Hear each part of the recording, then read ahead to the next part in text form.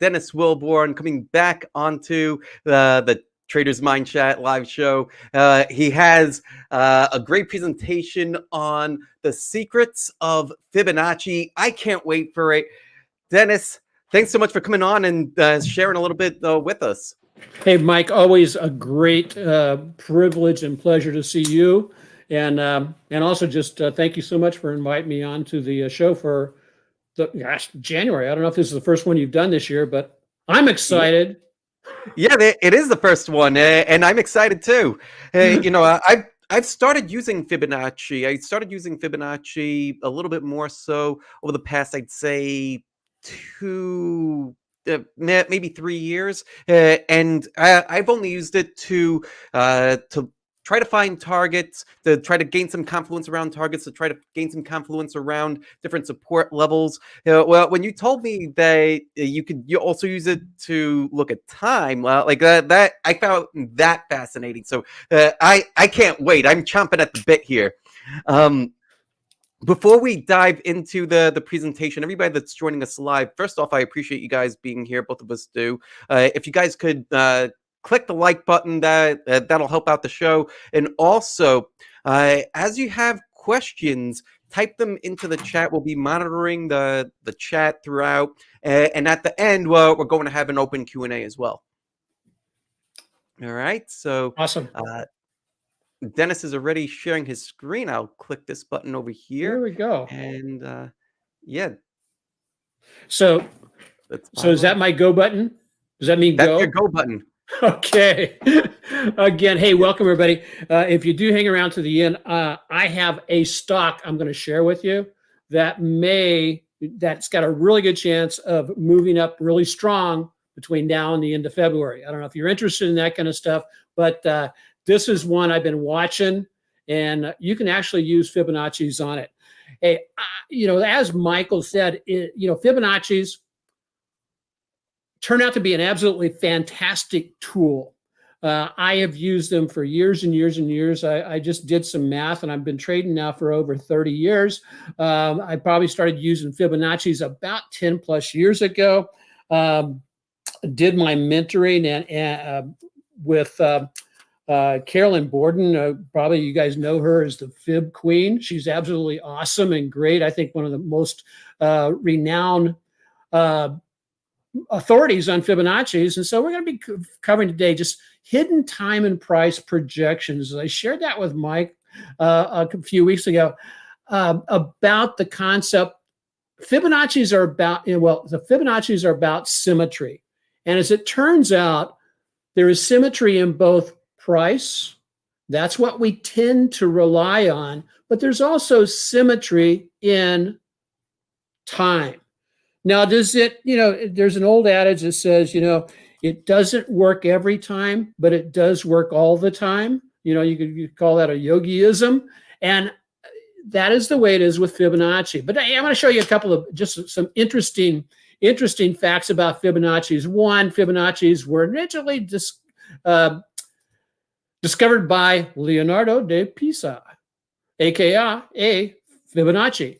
And he studied mathematical formulations, discovered this, what was now called the golden ratio. It's a universally found natural number. Well, some of the things you might not know about it, did he invent, did he come up with Fibonacci's to trade stocks? No. Basically what he was doing is he was trying to determine how rabbits breed. Did you know that? I had no idea. I had myself mute that. That's hilarious. And so this became, and so that's what he, basically based on. But it's so interesting that there they are. There's my little bunny friends. That's what and how he came up with, that's what he was trying to study. They were trying to determine how fastly could bunnies reproduce or replicate themselves, and they came up with the irrational number, of course, of pi, or phi, 1.618. And it seemed like, humans subconsciously react to the multiples of Fib. Matter of fact, Charles Dow, in the late 1800s, made comments in his journal that went on and became the Dow theory, that after long uptrends and downtrends, there tends to be a reaction move that covers 1/3 to 2/3 of the trend. Sounds like Fibonacci's, doesn't it? That's the 38 to 618 retracement aspect. I personally call that the Magic Fib Box. We'll be taking a look at that. But there's other values of the Fibonacci's that are very important also. One, the extension values, which may tend to attract towards 100 or one extension, 1.27 and 1618 and 200. How do we utilize, and here's an aspect, how are we going to use the retracements and extensions to predict or project? One, and why they work is, one, everybody's watching them.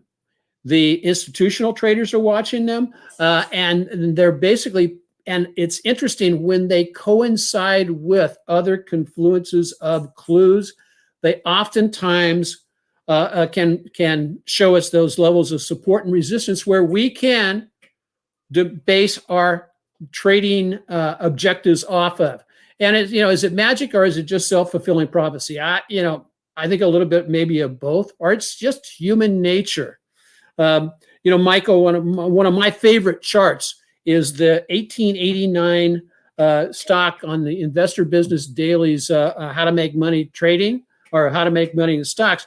And it's an 1889 stock chart of, I think, Tennessee Iron or something like that. And guess what? The patterns there, which depict what? They depict human nature, if you will, emotions and all that kind of stuff, looks exactly much like the same charts that we trade today. So one thing we can count on, probably since the beginning of time, human nature has not changed a lot, if very much at all. And so that's what that's what provides us the clues when we're doing technical analysis. They tend to identify where traders react. Should we use them with other clues? Should we use them with other clues? Without a doubt, the more clues we can pile on, the stronger our case is to take action at certain points. Failure of a level increases the probability that you're going to reach the next level. That's both up and down. Definable targets. That's one of the things, and stops. I find that majority of traders have the attention span of especially sometimes, and I don't mean this is in a derogatory way. Well, actually I do kind of, but it's a fact. I know it affected me. Speaking for myself, when I first began trading, I had the attention span of a gnat. One of those little bugs that would fly around. And the fact of the matter is learning how to use Fibonacci extensions along with the other clues, they can help you become more patient and wait for, especially when we introduce a time aspect, when you wait for the timing, it can help a lot, because you can identify where a price action is going, but knowing an approximation of when it's going to get there, that's huge. I hope you can see the value in that. So let's take a real quick look at, here's just a real brief. I'm not going to get into the nuts and bolts in this, but there's retracements,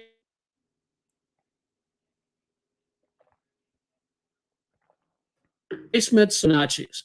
Now, me personally, I don't mess with the arcs and the fans.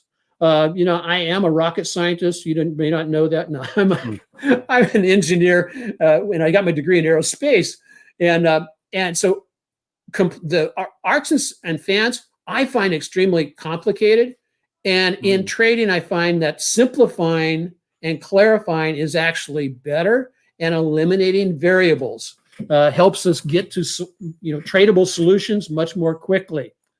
So measure techniques. How do you measure? One, you can measure from the significant highs or lows. That's one of the things that you want to make sure that you're doing. Fibonacci's can be used on any time frame chart. In other words, I can go to a daily chart and measure there. I can go to an intraday chart and measure Fibonacci's there. I can go to a weekly and a monthly chart. The one thing to be careful of is be careful if you're utilizing the Fibonacci's on a daily chart to measure something on a weekly. It works in the other way. I can measure my Fibonacci's on the weekly chart, and they have meaning on the daily chart as defining potential levels of support and resistance. And also, I can use the daily to determine for the week, for the intraday, but it doesn't work in the inverse or the reverse order. I can't, it's not advisable to use intraday Fibonacci's to show anything on a daily chart or a weekly chart or a monthly chart. Just, just a little bit of rule of thumb there. So One, fast and furious. Huh? You're going from high time frame to low time frame. Yes. Yeah. And so they need more significance that way. Fast and furious. You want to just do a fast and furious technique. Let's say you're just looking for a little swing trade or an intraday trade for if you're a day trader. Look at fibs, just 2 points, a high to a low price range, and then looking for the pullback down into what I call the Magic Fib Box. Convergence of clues. Yes, I measure the fibs in multiple sequence reference points. Now that can cause some confusion because if I measure the same Fibonacci, and this is what Carolyn does a lot, and it starts cluttering up the charts, because if I'm looking for symmetry, I can find 3 or 4 different runs that are significant. But if I pull them over to my current low, because I'm projecting up, they can generate just a chart that is hugely cluttered. And then price and time, measuring for price and time symmetry from significant reference points. That's what's really important. And we're going to look at a couple of those on a stock that we traded last year. So what levels are most important? As we said here, Charles Dow noted, the 1/3 to 2/3, that's on retracements. Then additional levels are the extensions. Once you get past that 100% retracement, or you start rebounding back and break out through, then you're looking at the 100 to 1272, the 1618, and the 200 extension. There's a couple of ways of measuring that. There's your extension levels. And then time extension levels. And what we're looking at time extension levels is the way to interpret this. This is an estimation of when prices should arrive at a certain level. So you're expecting a confluence of both price to rebound and move into a level, and also when it's likely to do that. That's the confluence. And we'll talk a little bit about how to, interpretations on that as we move on. So each of these levels tend to attract price action in both value and time. Is that magnetic attraction due to, again, is it due to the Fibonacci's themselves, or is it due to just a self-fulfilling prophecy? We don't know. Go ahead. Dennis, can I jump in with a question? Yeah. About time extension. So would you be looking then at the individual bars for let's say the time extension should be 4 or 5 bars, and it's whatever time frame that it happens to be on, right? So if you're doing this on a weekly time frame, it would be 4 or 5 weeks, versus if you're doing it on an intraday chart, then it might be for 4 or 5 minutes, yes. Like something like that. Okay. Yeah. The answer to the question is we'll address that as we get into the rest of the slides, and I think it'll be answered for it. What we're doing, Michael, with the time extensions is we're comparing it with a past move. As you've probably noticed in looking at charts, sometimes a stock has a heartbeat. In other words, or a path, and it'll run up 1, 2, 3, 4, 5, 6, 7, 8, 9, 10 days, whatever, 7 days. And then what that is taking that projection and extending it over to a new low. And we're anticipating it to move up, or the reverse of that, projecting from a new high down to a new low for when we can expect a reversal to happen. So it can be used, but we're using the past and predicting symmetry with the behavior of the stock from the past. Does it make sense? Yeah. Okay. So let's go ahead and so let's just jump right into a Fibonacci retracement. Now this is a retracement back into the Magic Fib Box. This is deer back in March of this past year. And what I had done here is I just basically give you an idea. Fibonacci retracements is the potential retracement of a financial asset on its original price move. Now, in this particular one, what I measured was from here to there. So I measured from this low to this high. And I wanted to know where my projected move back down would be. Now, according to, again, Charles Dow, after a move like this, now this is on a daily chart, I would anticipate a move back into at least halfway, a third to 2/3. That would be the expected retracement, right? So I'm sorry, Dennis. Well, where did you start the Fib box from? It was from where to where? I didn't see your mouse before. Okay. Can you see my mouse now? I did a minute ago. I don't see it right now. Do you see it now? Yes. Yes. Okay. Let me grab.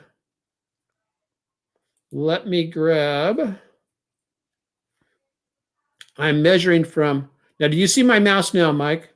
No. Do you see the arrow I drew? No, I don't.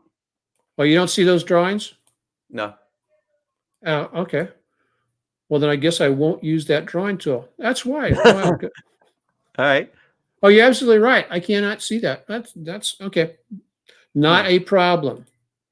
We'll go back and we'll just do the, okay. I measured this Fibonacci from the low here. That turns out to be the 17th of February, 2021, up to this high. Ah, got it. Okay. Now, why? Now, let's say you projected. Now, I could have drawn that the day before, and with the anticipation that this was the high. But if it fails here and continues to move up, this measurement on the Fibonacci is voided. So I would have to do a recalculation by drawing a new fib. So oftentimes it's advisable, wait for the reversal. Now, I think we can call a bearish engulfing pattern, the momentum shifting down. I think we can call that a reversal. That's expected to be a new high, okay? And also a swing high. So we measure all the way back down. And then what takes place from there? Well, let's go ahead and see what. So the Fibonacci retracement uses horizontal lines to indicate areas of support and resistance. If you look at each one of these Fibonacci lines, this is a 23% retracement, this is a 318, this is the 50, this is a 618, and this is the 78% retracement. And it's the retracement of just this move. This is the simplest type of Fibonacci you can use and what the majority of people do use. And so thanks, Mark. I will keep that in mind on the slides in the future. Sorry about that. It's all good. Well, we're paying attention. Huh? So we're paying attention. Okay. Uncanny in predicting or projecting where. I mean, it is just absolutely amazing. And I want to point out here is after I drew this line, I go back here and I look and see these two lows right here. Where did they hit their lows? Right at what turns out to be the 50% retracement. Right, next line. Right. So let's take a look at what do I get from this? Well, I get my little. This purple box is what I call the Magic Fib Box. Now once I draw that in, it runs from the 318 retracement all the way down to the 38% retracement all the way down to the 618 retracement. And I just draw that in on my charts, on my Thinkorswim charts. And then in reality, I can go and I can delete my Fibonacci then. If I, but I'm leaving it in there for demonstration purposes. But I can actually delete that. I know because I only use a purple box like that to represent a Fibonacci, to Fibonacci retracement. So let's go ahead and go to the next slide. Well, a few days later, matter of fact, the 50% retracement is hit within a few pennies on the 4th of March.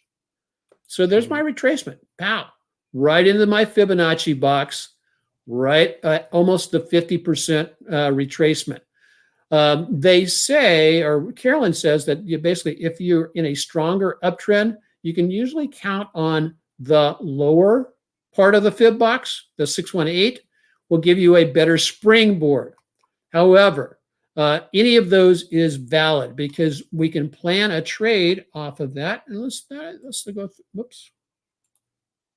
Yeah, let's go through, and there would be our potential trade that we would plan. Did I hold on just a second? Okay. So when the price gets in there, I would want to trigger a trade. And the way I like to do my trades off this, if I have a hammer like that, I plan on a conditional order about halfway into the wick of the hammer day. And sure enough, it was filled here at 33.35 on 3/5/21. And what happens? Did it achieve my upside target? Well, yeah, because my initial upside target is 10% or hitting up at this past high. And it did that how quickly? Well, 5 days, 8.3%. And then you're going, Dennis, you're brilliant. This is really smart. You know, this is a great way to do things.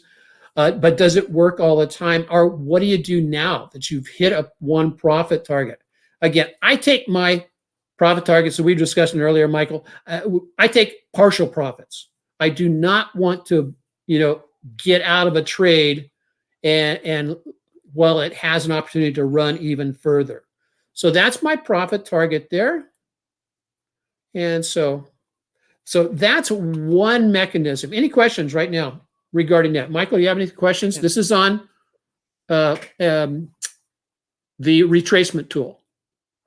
Yeah, so to make sure that I understand you correctly, well, we've got the Magic Fib Box. Right. I like that nickname, by the way.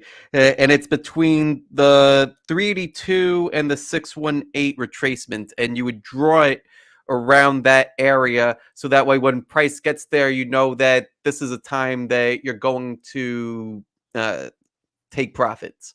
Yes. Are you using it? Well, here, let me reflect it. Either take profit or, like in this particular one, this was a setup for, I'm in an uptrend. I'm looking to buy. So you're, so you're looking for a reversal at that zone. Right. So we're in an uptrend. I'm looking for a pullback from the high here, a pullback into the zone. And that's once I get the pullback into the zone, I have a couple of things going on for me. I have the 50% retracement. I have the 20-day EMA. So I have a convergence of clues there saying, hey, okay. And I have a reversal candlestick saying, buy me. Got it. Then either after hours or even at the close, I could actually, some people say that, candle technicians, they will say, if I have a hammer after a pullback like this, that is self-confirming. I personally like to trade it when it pulls back into the wick a little bit. And I will give middle third of the wick or middle half of the wick. That's where I would put my trade on with a stop loss immediately below. When I say immediate, that's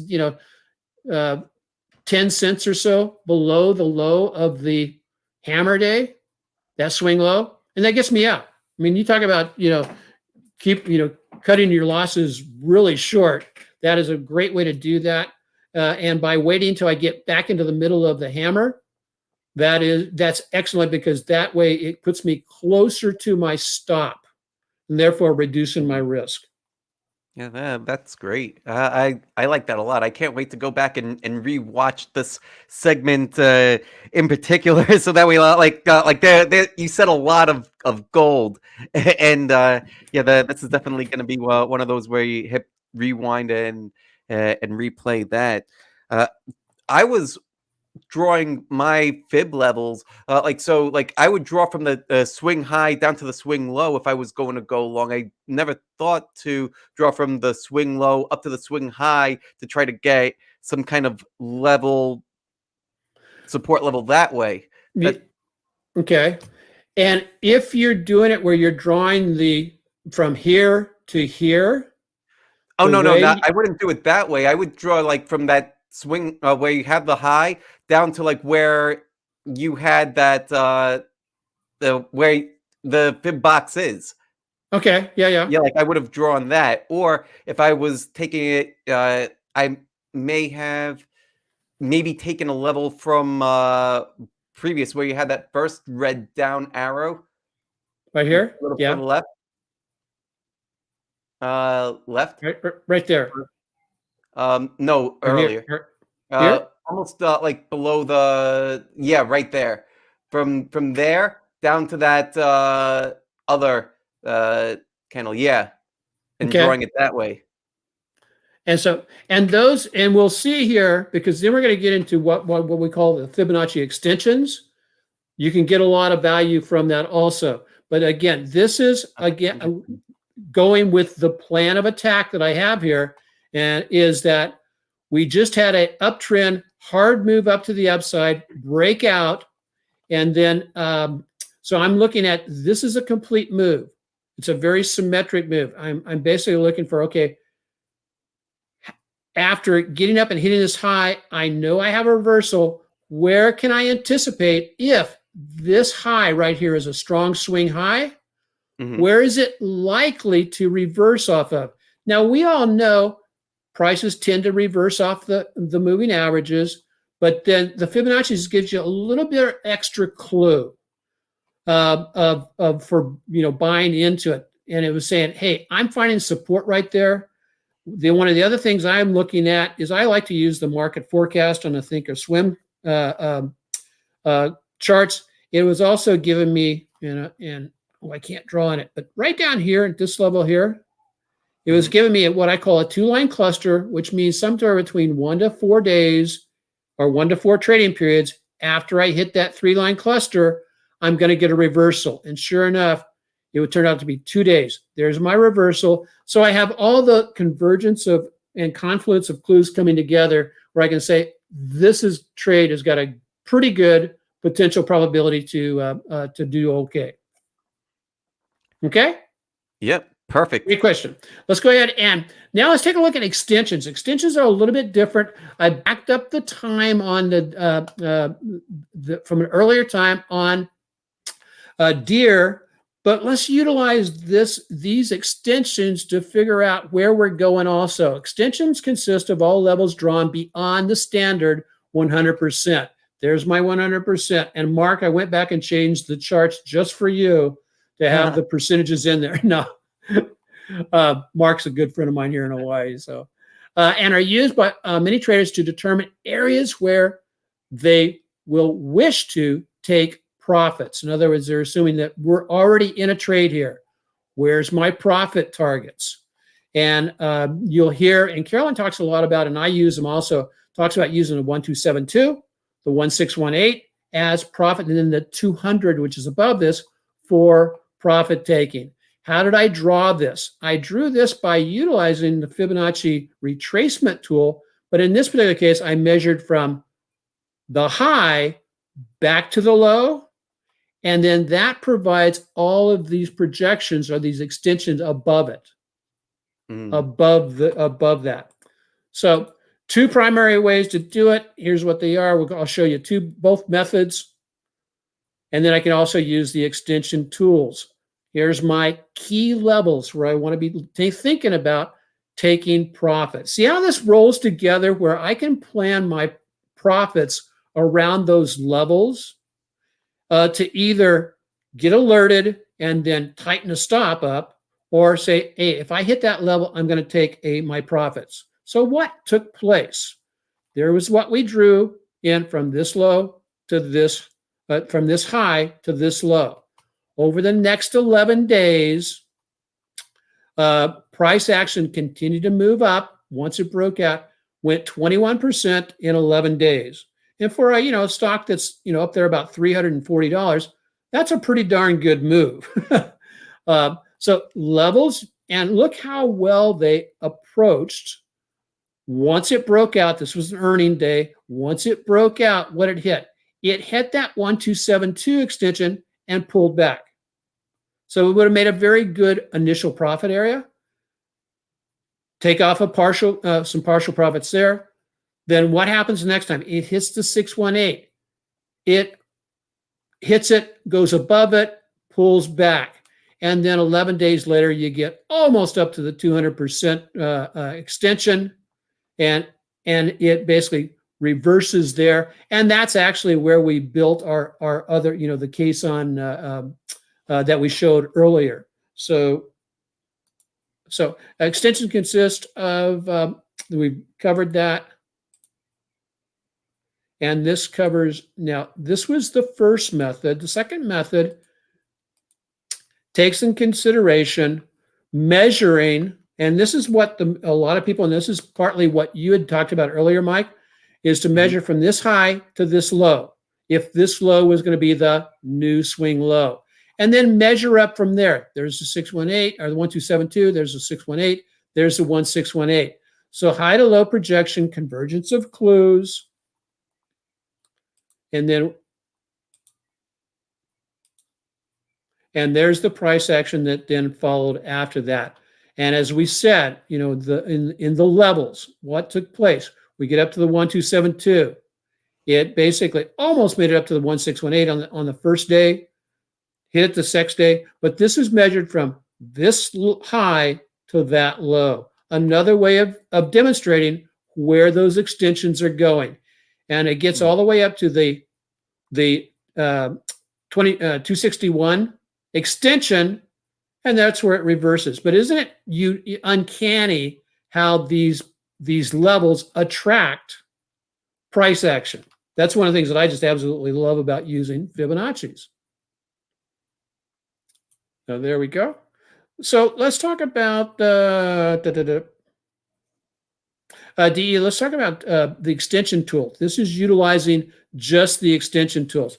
And what I've done here is, now the extension tool is another tool that's with the Thinkorswim platform, and also it's available on other charting documents. But on this, what I'm going to be doing is I'm going to track from I'm looking for symmetry in pullback. So I'm measuring from this high to this low. Then I'm extending that up to to this swing high up here, or at least when we drew this chart, it looks like it's a swing high, right? We don't know for sure, but if it gets confirmation the next day, we know we've drawn it correctly. If prices go above that area without getting back down into the guts of the Fibonacci, then we have to redraw it. And so I'm counting on symmetry of move from this move down, these days here. 1, 2, 3, 4, about 4 or 5 days down. So what transpires? As you can see, I'm looking for a pullback. A pullback to where? Somewhere the 618 all the way down to 100. I mean, we quit. And so I'm targeting probably the 786 or the 100 for my pullback. Now, what did the price action? Go ahead. Yeah. Why is that? Why? They're established levels. We know that they are also levels where they attract, price action for whatever reason. If I get a complete 100% 100% symmetric move, that would be from here to here. That would put me down at this level here. So those are just check parts, and kind of like lines of demarcation. If I start to fall, And then on once price action, if the uptrend is going to continue and price actions reverses, I can also use those for triggers for entering trades. In other words, like little mini breakout trades. Right, right. And so, okay, what else we got? Okay, so what happens? Well, we get a pullback that stops. Well, initially stops right at the 786. Okay. And then, so what I do, Mike, is I will actually put in alerts at slightly above each one of those levels, because I want to get a message or an email or a text message saying you've reached a particular level. And then I go and look at my chart. And it's all set up, mechanically. And then what transpires from here, I think.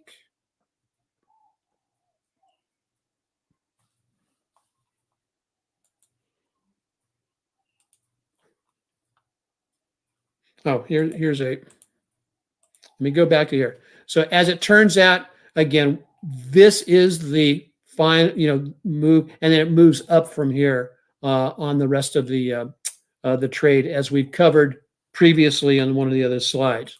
Now here's another extension. Although this time, what I want to do is I want to take that same extension, but I measure it this time from the low to the high, and then a pullback into support, pull back into that support area. Then that gives me my profit projections to the upside. Again, counting on a symmetric move or something that appears to be symmetric of this move from here to here, from low to high. And if we hit a symmetric move, if this is the swing low, that puts us up at the 100% mark, which is 339.82. What I find when I do these symmetry moves is if the move runs out of gas about the 786, that may be an early warning to go ahead, and when I say run out of gas, it starts to reverse there and show me a reversal candlestick.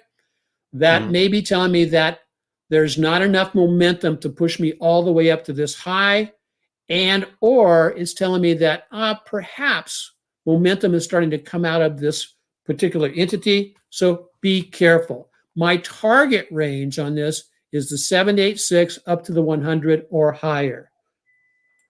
So what happens? Is that what? Yeah, no, just interesting.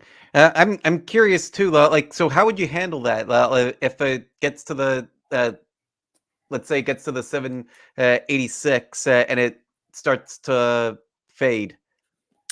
Well, one of the ways. Are you taking the whole thing off? No, I'm not taking the whole thing off. I would basically, again, because I'm still in a strong uptrend, and so I would look to now. What I may do, is I may go ahead and take my profit target off if I get above the 716 or 786. If I intraday push my price action above it and then it closes slightly below it, I might go, you know what? Let's take partial profit there. Let's roll some of these profits off the table, especially if I'm in it down here at the 305 level. Not a darn, nothing wrong with just taking some profits there. And then the second thing I'll do is, okay, where does it have to go now per my rules? Do I let my 7% trailing stop rule take over? And I also take a look at the market itself, the indexes themselves. Are they weakening? Because if they're weakening, I may want to tighten my stop then up on the rest of the shares, just slightly below the 618. But I basically want to let in this case, my 7% trailing stop, let that work, as long as it possibly can, unless I get a huge warning saying, take action. And because we can scale all the way back down, where am I looking at? We could get a 50% retracement, which would take us back to retest the breakout if we get a breakout. Well, let's see what happens. Well, bingo, bango. There's what happened. Okay. I measured from here to here, back down to here, and then extended it upwards. And it jumped up here very rapidly. Again, stopped here just short of the 100. Next day takes out the 100%. So I would have, in the case like that, secondary, I would have had orders to take me out at a partial position at that 100% mark, and it proceeded on up, got almost up to the 618 or 1618, but clearly these are the targets on the way up. These not a darn problem with taking it at the 1272, but I always again find it almost uncanny how predictive the projections can be. Let's move along quickly into the aspect of time. This is one you were interested in, Mike. And I'm going to use basically the same projections. So I'm looking for symmetry in both time and price. So when I draw these, I draw two different aspects. Fibonacci time zones provide general changes in the trend area. So it's where you're anticipating things to turn around. Time ratio and extensions can highlight symmetry zones that may hit time resistance. And so what I'm looking at is I'm looking for a target, again, from this low to this high. That's one of my profit targets. I'm looking for it to run into that in that window. And here is my upward projection. As you see, it hit it early, but when in interpretation, when I start running into the Fibonacci boxes and they are coinciding with a time extension of the 786 or the 100 or the 1272, that's when you can anticipate you may have reached the end of this run. And so how do you do it? I draw it from basically the run from, in this case, drew it from here up to this high, back to this low, and then that draws these perpendicular lines in, and you can have a really nice grid. I will, when I'm drawing this for myself, I will put in like I had for the Fibonacci Magic Fib Box, I will draw in an extension with a different colors. Let's say I'll use a light green or a see-through green that will cover this area right here, this box. Because what am I looking for? I'm looking for this trade to hit its targets by this date here. That date there turns out to be right towards the end of February, and it gives me the dates. That's what I really love about this. I just line up my cursor there on my chart. It tells me what date this expected move should transpire. So let's see. So I had time symmetry on let's look at DE on time symmetry on another move. So from there to there, and I'm expecting price action to move in this direction. My window is 29 to 217. That's over here, 29 to 217. Perfect symmetry is the red box, or the red line. So here's what happened. I'm expecting this to hit a new high somewhere in that price range. Again, from here. And this is from 29 to 217. And the mark itself right in the middle is about the 8th or 9th. And as you can see, is if I get into that area, into that, this between here, this line and this line, that tells me when I look at my charts after hours, okay, if I'm looking at this, I need to be careful. I have probably reached my my expected run. So I can, again, take partial profits. I can wait for a additional reversal signal, but it is a way to use it as an alert to say, Dennis, be on alert. things might reverse, and so take some partial profit or tighten up some stops. But isn't it quite, again, uncanny? We went from this swing low here up to that swing high, back down to that swing low, and then when we projected that symmetry forward, did we hit the high and did it reverse? Yeah, it did from there. So with the time symmetry, you're drawing it in a very specific way, similar to the first one. But well, with the first one, it seemed like there was a little bit of flexibility in how you could draw it. Do you have that same kind of flexibility here, or is it a lot stricter? The way I like to use the time projections or time extension or extensions, Mike, is I like to use them with the price extensions and draw them from the same swing low to swing high, or reverse of that, swing high to swing low. So I want them to be as lined up as closely as possible. The aspect of what's it trying to do? It's trying to get us in the ball game or give us a forewarning. Because if I'm in a trade, let's say I'm in a trade over here, and I know we've all scratched our head. Let's say I'm in a trade right there where crisscrosses 305. I know I'm in a quandary. Do I sell? Do I get out? What's it going to do from here?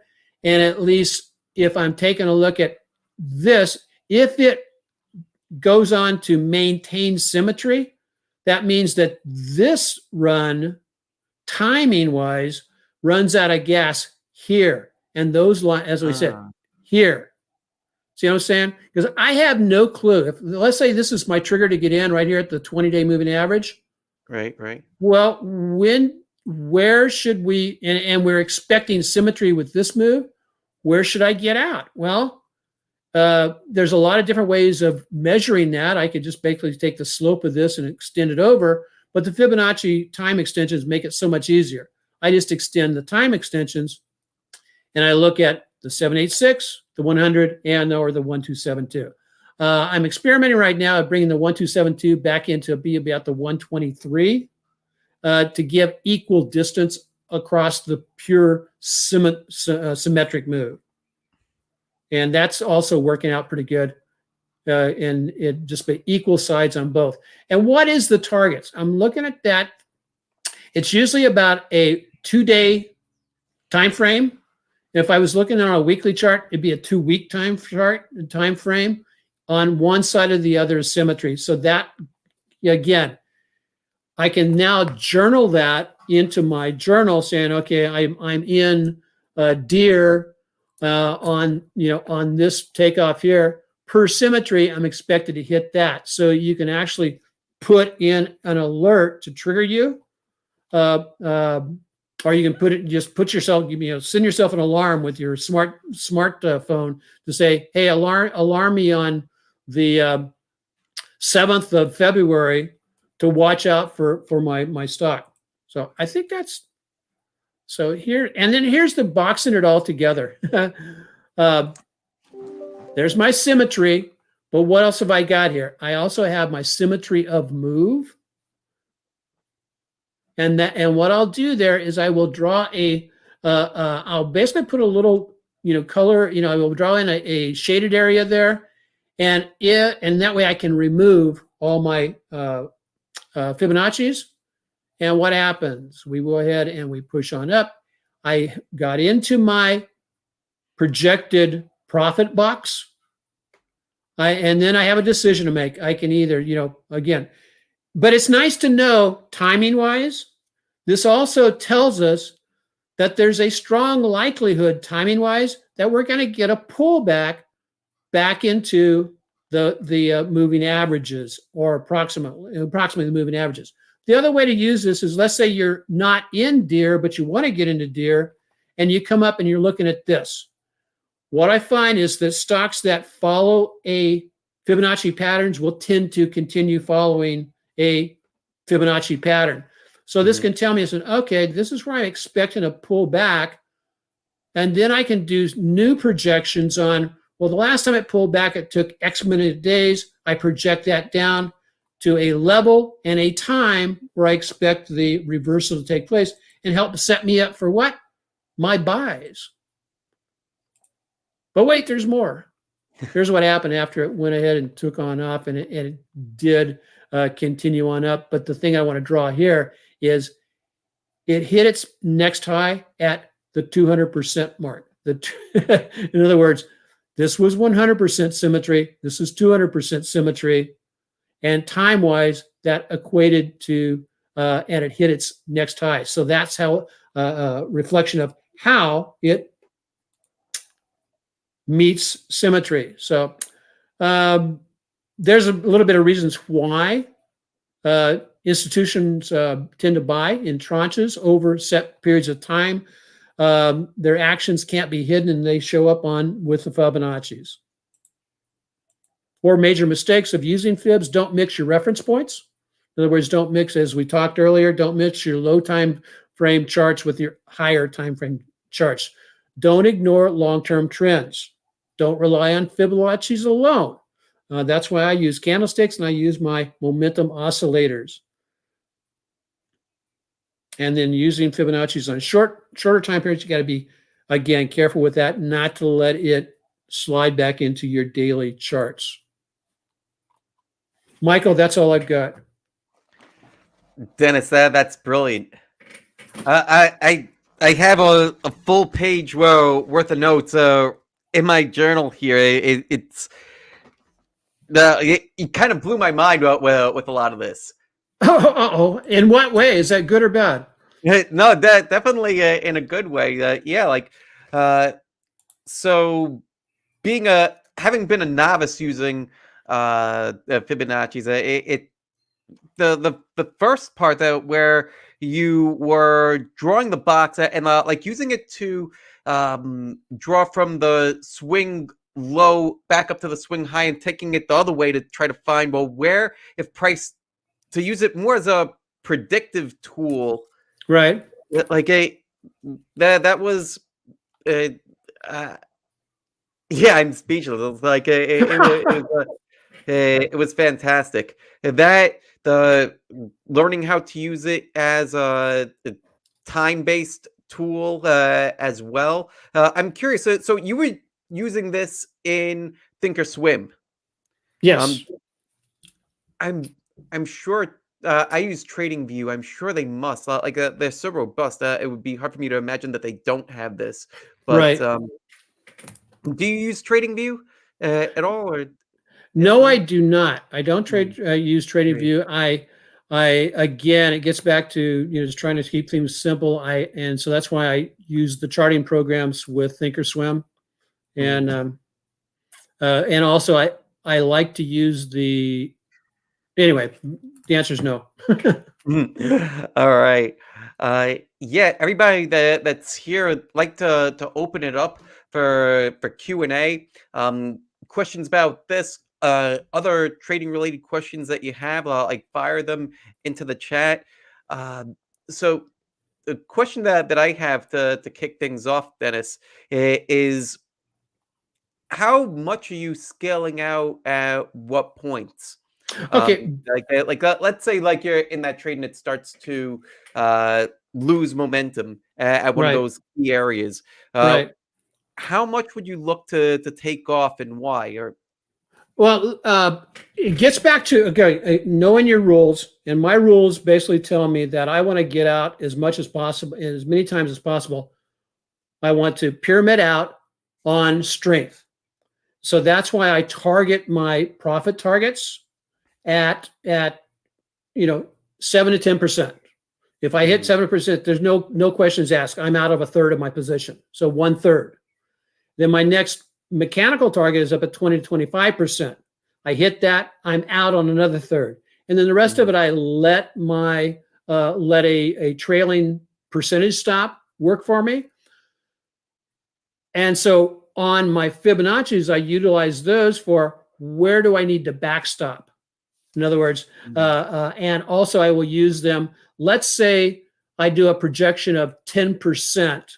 That's my presentation. Or thanks. Wilborn Total Wellness. I do my projection, let's say it's 10%, but the Fibonacci comes in at 8.5%. Well, I will go ahead and plan to get out at 8.5% or 8%, just slightly below it. And again, it's a third. I take off a third, take off a third.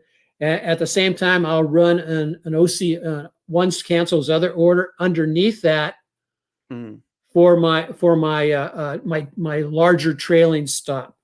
And after I first get into a trade, though, what I do is I keep like somewhere between a 3 to 5% stop until I hit my profit target one, which is somewhere between 7 and 10%. And then I start adjusting things from there, where I basically, if I hit 7 to 10%, the rest of that trade will never lose money, unless we get a really crappy gap down. So I hope I answered that question. Hey, yeah, you did. So let's see. Well, what else do we have? Hey, Mike, I wanted to share. Can I share my screen? Yeah. You could share, well, whatever you like. Let's see if I can do this. Everybody that's here, that's watching live, this is your opportunity. Get those questions in. You guys over on YouTube that are watching, we're streaming also to ShareVision. I see a bunch of people watching over there. Type into the chat. Let us know what kind of questions you have. Post comments. Had some great comments already from Wilborn Total Wellness. Mark commented earlier. Now I'm trying to share my screen, but it doesn't. Is it letting me?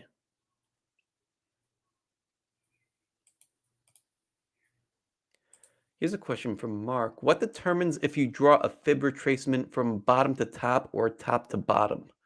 That's a great question, Mark. And the answer to that is basically, which way do I expect the price to move? If I'm expecting to the price to, now I'm trying to share this again, as I said.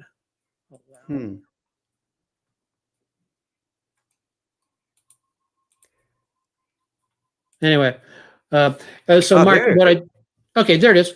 And we'll come back to this in just a moment. Mark, what I do is, if I expect prices to be going down, let's say I have a bearish looking chart, I will measure to put my extensions moving down. If I expect if I expect things, let's say I'm on a strong uptrend, I get a pullback, I'll then do my projections from that low and from the high to low, and that again gives me a projection of pushing things up. I'll show you that right here on this chart right here. If I'm expecting things to go up, and watch me just do this right straight back outwards. Nope, I did. So I go high, low, and then that gives me my projections above. Can you see that? There you go. Yeah. But can you see the cursor? Yep. Okay. So I measured from high to low, and that gives me my extensions going up. Now, if I'm going, well, no, I expect this to continue moving down, then I measure from low to high. And what that does then is that now produces or shows me my projections going down. You can see it over here on the weekly chart. Also, the weekly chart, the projections are going down. There's my 78 or 1272 extension. There's my 1618 extension. Interesting. Great question, Mark. Thank you, my friend. Can I share, well, one of my screens? I'm curious to get your feedback on a trade that I happen to be in, and how you would draw the Fib levels on here. Yeah. Or you can either share your screen, Mike, or just tell me the ticker. No, I'd rather share my screen. Like I like to get my hands dirty and do the work. Certainly, man. To draw it. So this is one that I happen to be in. Fang ticker symbol FANG. I actually started this position today. Right on. And see how I drew the fib levels here. I took from this swing high to this swing low over here. Okay. I'm curious, what would you do? And yeah, well, walk us through it. I'll take this off. Okay. Would you draw like, is this even something that would catch your attention, or? Oh yeah, I'm constantly paying attention to the FANG stocks. And hold on a second. Let me. I always want to be taking a look at FANG, but also taking a look at FANG, or not always looking for FANG. I also want to be looking at my stocks on 2 different time frames. I would like to see a weekly chart up with this also, just because oftentimes, as you can see with FANG over the last several months, the price action has been really wild and kind of wide and loose, if you will. Mhm. And so now, where did you drew your? Just let me get this. You drew your line, your fib extension.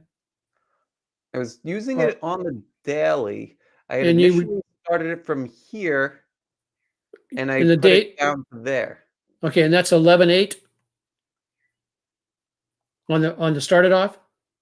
Yeah, it started on November 8th to the Yeah. low of December 20th. Yep, and those are good areas to go with. You can also, what I always like to take a look at is okay, what does that refer to on the weekly chart? But yeah, so that gives you a nice projection up to the upside. Mike, you can take it there. I would also like to take it from, here's the date I would probably take it from if I were drawing new fibs on here. Not that I don't Okay. I love November 8th. November 8th. I love Okay. November 8th. It's my birthday. Anyway. Yeah, that's right. We're right around the same time. I'm on the 4th. Well, happy birthday. And then my son's is Dennis Jr. When's your birthday? And I would probably take this measurement also from the December 7th, Mike.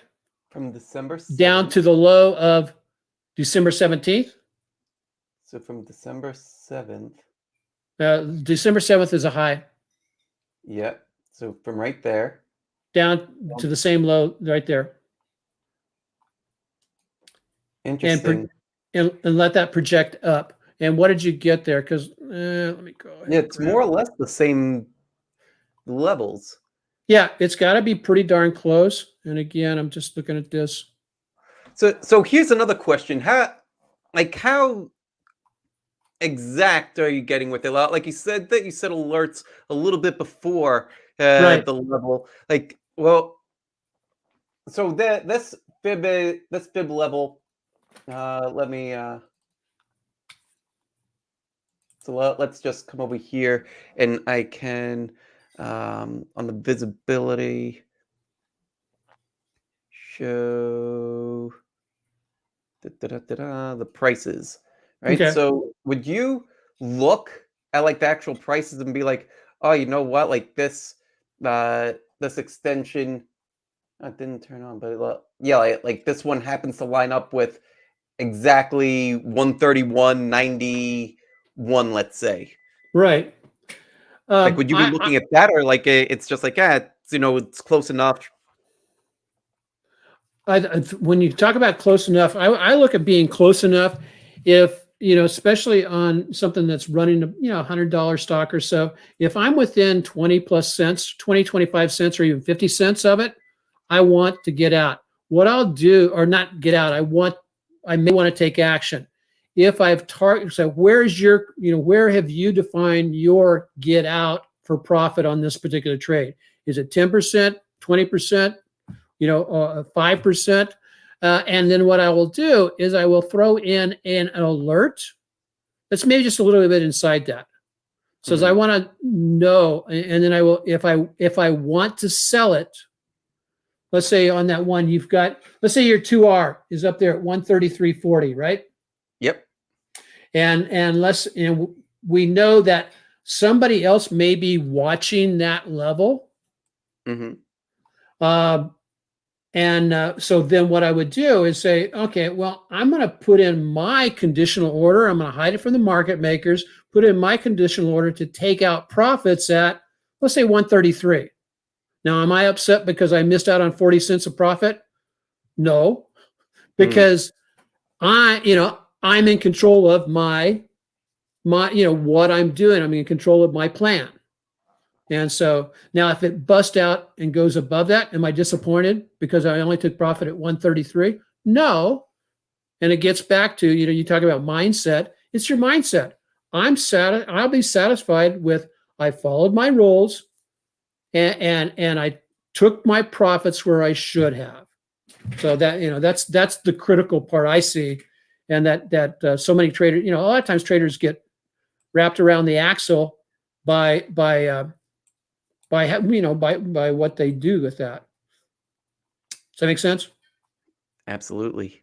Okay. I have a few other questions coming in too. This one's from Charles. Do fibs work on the indexes? Oh, phenomenally, Charles. I like to use them on all the indexes. They can also, you work on futures. A buddy of mine who trades FX, Dill, he uses them on I think he uses them on as he's trading his FXs.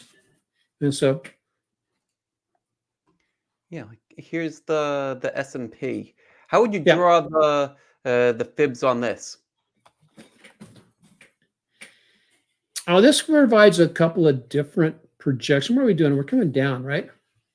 Okay, hold on a second. Yeah. Let's have a little fun. Go to can you draw a fib extension? Yeah. Yeah, I'm ready. Okay. Now, when I say fib extension, we're gonna highlight. So go to, because it looks like these are going to reverse and go down. So let's go to the high. Hold on a second. You got, that is the SPX? Yeah, this is the S&P. Yep. Okay. Well, that's not what it is. I'm going to use the spiders.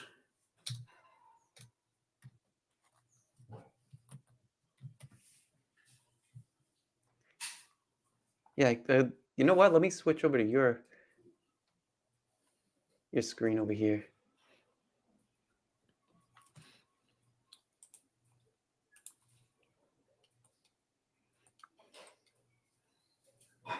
Yeah, there we go. That should have come up. There we go. There we go.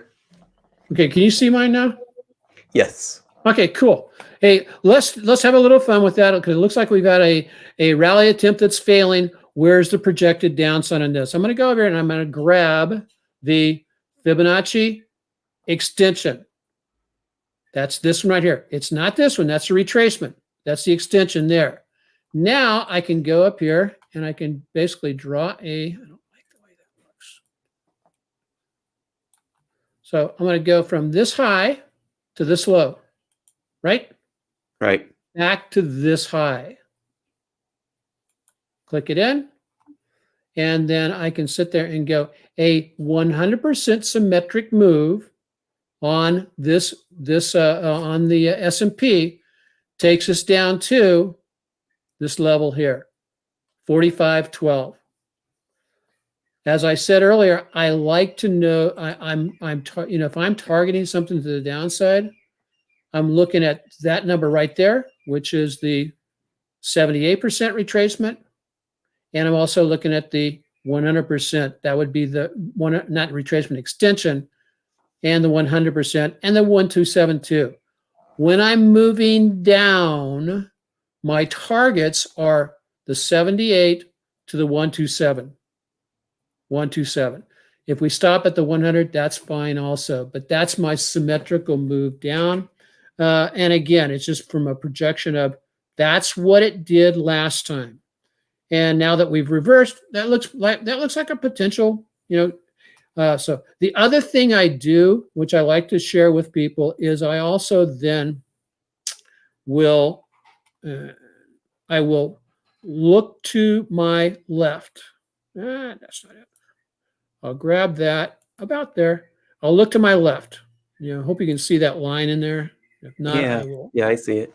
just barely see it. Let me edit that property on that just a second. There we go. We'll make it fatter. I look to my left. What do I see over here? I see basically that's where we had our reversal signal. And I know then if this, that could be an area where buyers or demand is still in effect. That's where it could bounce from there.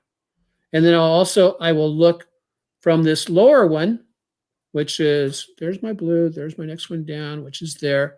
Look to your left again. Sometimes I have to go over to the weekly chart on this for the next level. Is there another level of demand? Yes, there is. Look at that, all the way down. So it's giving me my points on the way down to say, well, if I break this one, here's where I'm likely to find support again.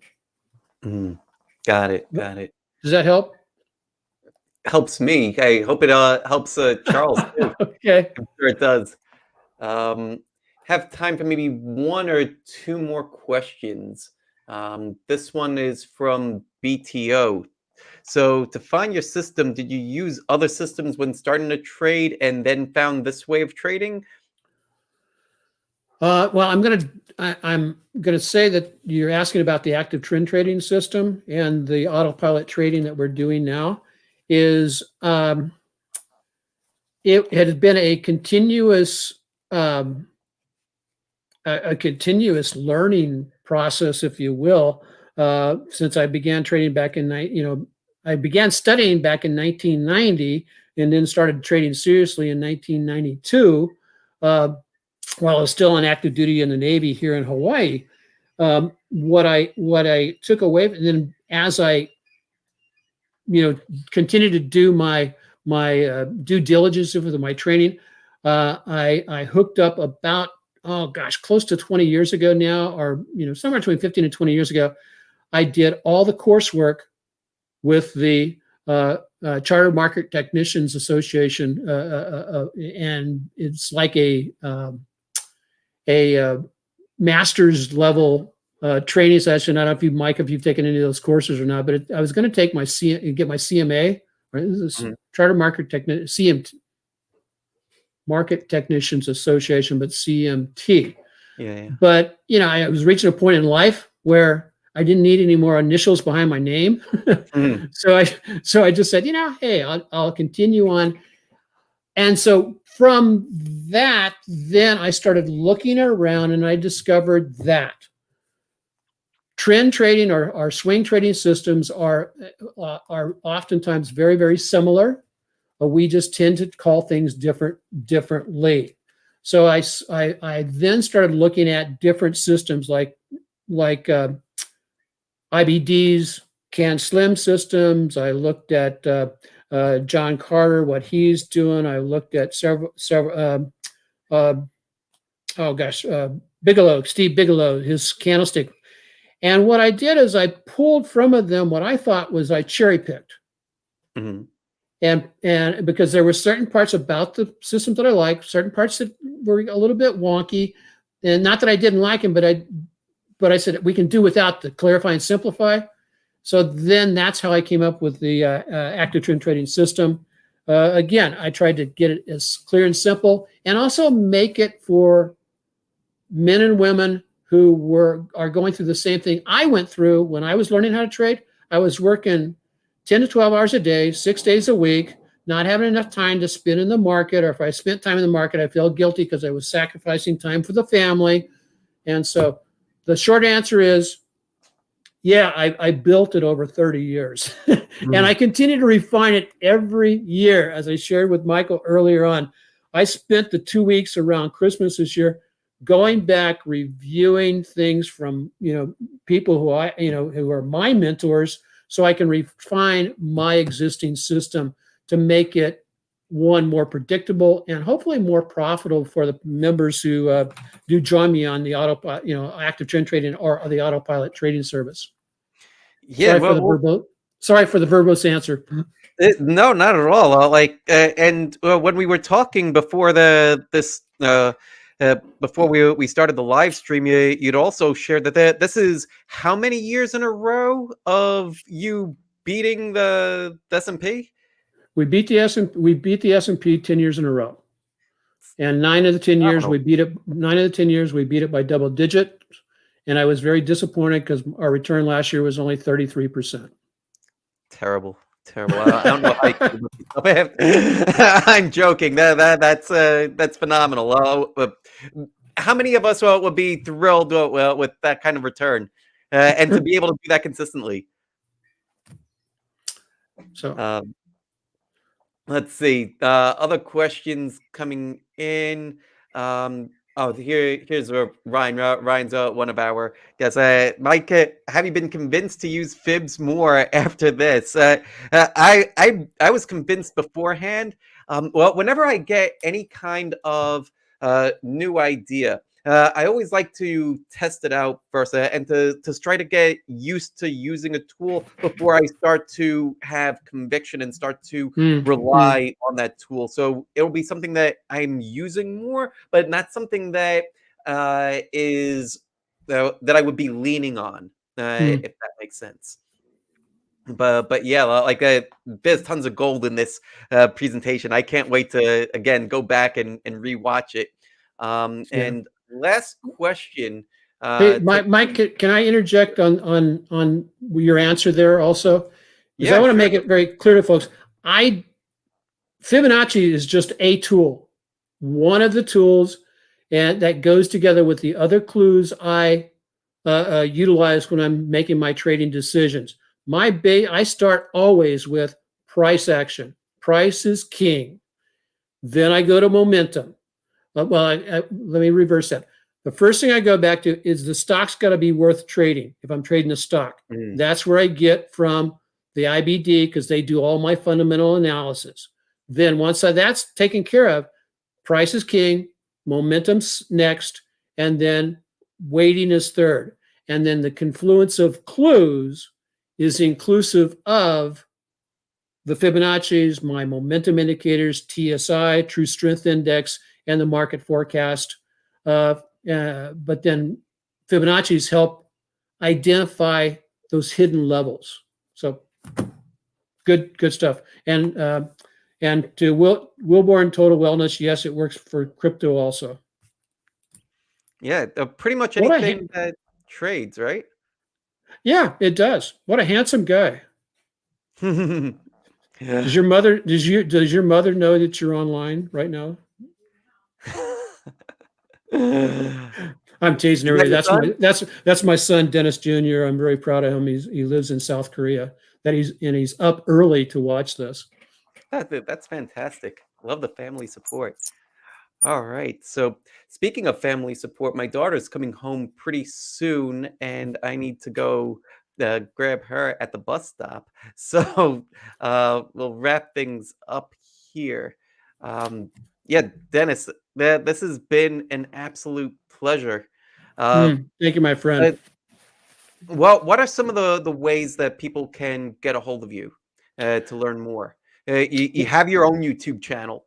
I have my own YouTube channel, which is called Market Tech Talk. And I don't know if I can chat on this, but Market Tech Talk. And then I'm on Instagram at Dennis _ active trend trading. You can, if you want to, just send me an email, dww@activetrendtrading.com. Thank you, Ryan. Good questions, my friend. All right, perfect. And I'll include all this in the show notes on YouTube, over on ShareVision. Later on, this is going to have the recording get put over on Spotify. It's great that you could just broadcast the stuff everywhere. Cool. Yeah, the tools make it super easy to do. Yeah, and I will chat with you later because if it would be possible, I would love to get a copy of at least some of it to share with my YouTube on my YouTube channel. I don't know if that's possible or not.